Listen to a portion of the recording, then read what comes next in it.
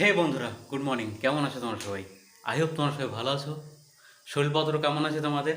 এখন ঠান্ডা যায় যায় ভাব, তো শরীরপত্র খারাপ হওয়ার চান্সেস কিন্তু অনেক বেশি আছে। তো আজকে নতুন একটা রেসিপি নিয়ে তোমাদের সামনে এসে গেছি, একটা হেলদি রেসিপি।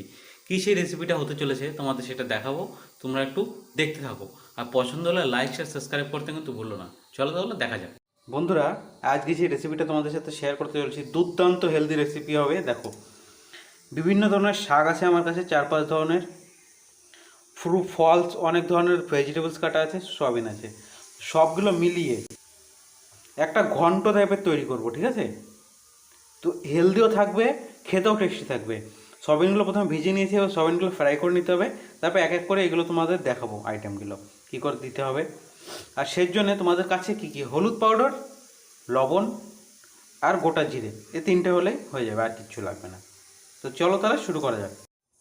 বন্ধুরা, সয়াবিনটা ভালো করে লাল লাল করে ফ্রাই হয়ে গেছে। এবার আগে কি স্টেপের জন্য দেখো, পেঁয়াজ কেটে নিয়েছি, রসুন নিয়ে নিয়েছি, শুকনো লঙ্কা নিয়ে নিয়েছি, জিরে নিয়েছি।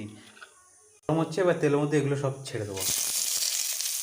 এবার এটাকে একটু নেড়ে চেড়ে ভেজে তারপরে যা আমাদের ভেজিটেবলস আছে সেগুলো দিতে হবে। বন্ধুরা, পেঁয়াজটা ভাজা ভাজা হয়ে গেছে, এখন সব এবার দিয়ে দেবো সবজিগুলো। বন্ধুরা, ভালো করে এটাকে একটু মিক্স করে নিই।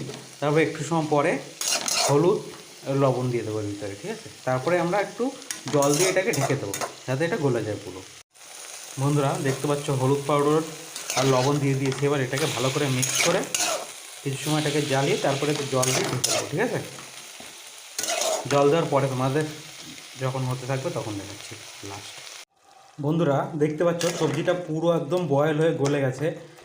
এবার ঘন্ট প্রায় প্রায় রেডি হয়ে গেছে আমাদের। এবার আমরা যে সয়াবিনটা ফ্রাই করে রেখেছিলাম সেই সয়াবিনটা এতে মিক্স করে দেবো। তারপরে এটাকে কিছু সময় মিলিয়ে রেখে দিয়ে কিছু সময় ফ্রাই হতে দেবো। তারপর আমাদের ঘন্টটা হেলদি অ্যান্ড টেস্টি ঘন্ট রেডি হয়ে যাবে। বন্ধুরা, আমাদের ঘন্টটা একদম রেডি হয়ে গেছে, দেখতে পাচ্ছ। এটা যেমন তোমরা ভাত দিয়ে খেতে পারবে, তেমন রুটি দিয়ে, তেমন পরোটা দিয়ে খেতে পারবে। তো কেমন লাগলো ভিডিওটা দেখে বলো।